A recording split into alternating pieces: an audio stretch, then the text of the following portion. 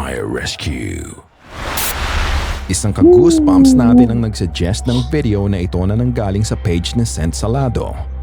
Ang asawa niya ay isang bumbero ng Task Force 559 at tuwing may papatayin silang apoy ay may suot siyang body cam para may document ang mga ginagawa nilang pag-apula sa sunog. At isa sa mga video niya, may napansin nga si Ariel at agad niyang ibinahagi ito sa atin. Panoorin ang tapang ng bumbero at ang kababalaghang nangyari sa video.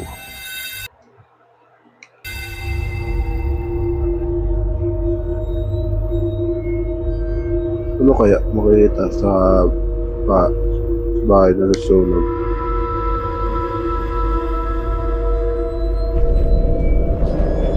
Uy, bumukas.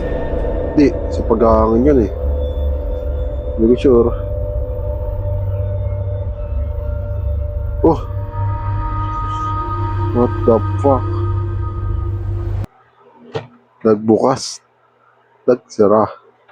Aray mo. Nang makarating ang bumbero sa sunog ay mabilis siyang umaksyon para patayin ang sunog.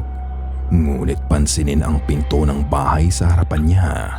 Ano, Sa simula ay kayo. makikita mong nakasara ito at bigla na lang itong bumukas ng mag-isa. Makikita mong nasusunog na din ang ikalawang palapag ng bahay at hindi na nga nagtagal. Bigla na lang din itong nagsara. Wala kang makikitang tao sa likod ng pinto o lumabas sa bahay nang mangyari to. Kung ganon, may espiritu kayang nanghihingi din ng tulong sa bombero para unahing patayin ang sunog sa bahay na yon?